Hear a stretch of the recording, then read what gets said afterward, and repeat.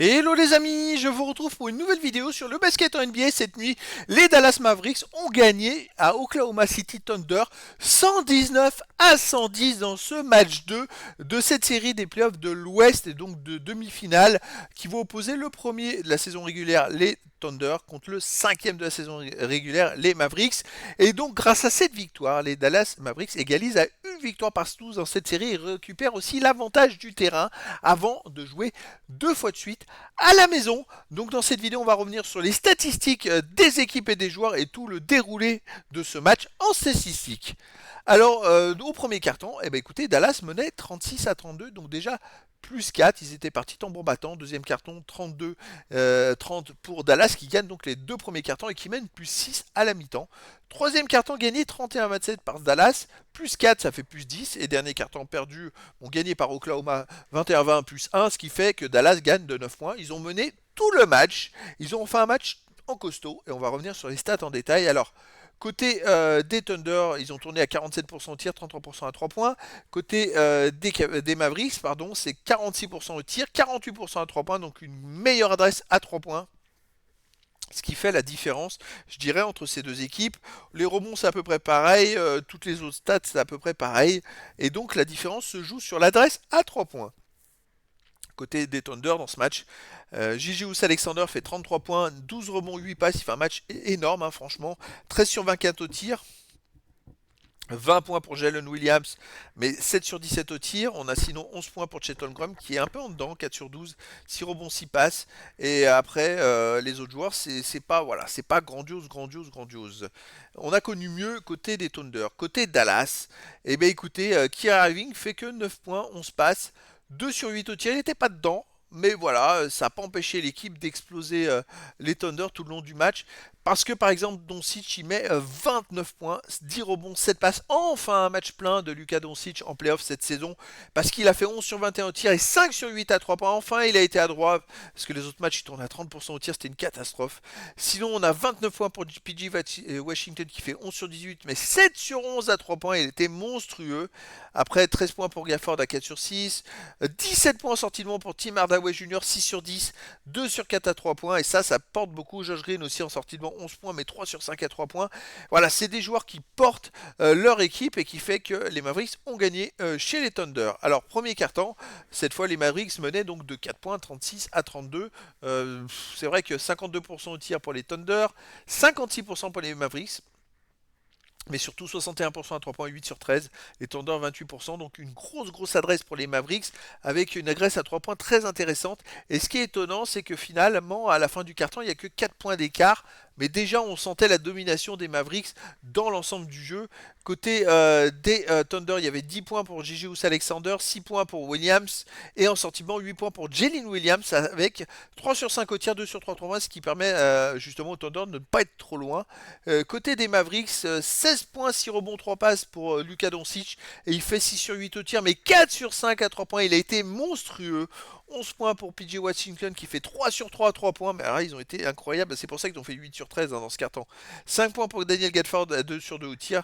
Donc là, on sentait les Mavericks qui étaient vraiment très costauds. Je me disais, si justement il y avait trop peu d'écart qui fait que en nous jouant aussi bien et avec si peu d'écart, je me dis qu'il va falloir qu'ils tiennent quand même l'écart sur tout le match avec autant d'adresse pour être sûr de gagner le match.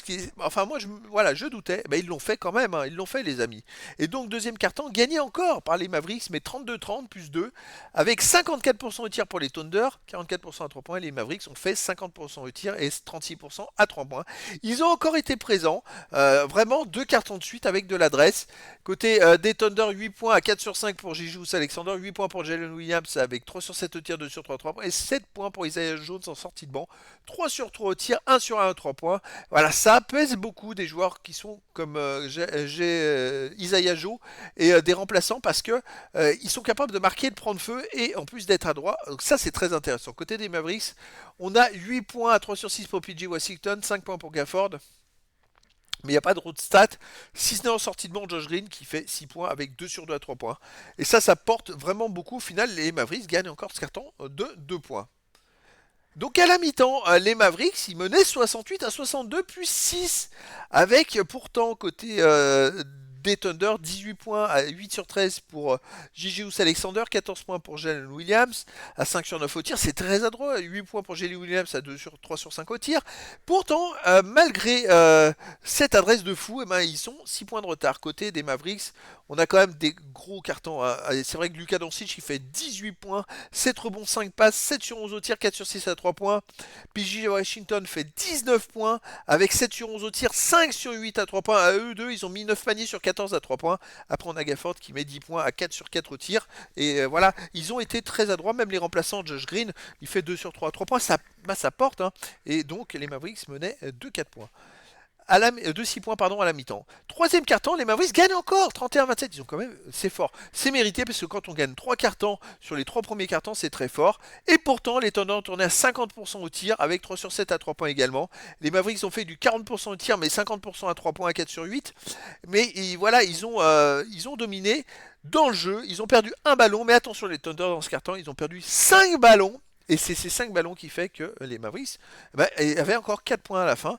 De plus, à noter Gigi Alexander, 8 points, 5 rebonds, 4 passes, à 3 sur 6 au tir, était très bon.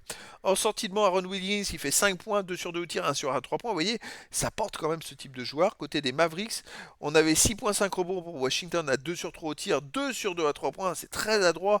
10 points pour Tim Hardaway Jr. et puis après 5 points pour Josh Green.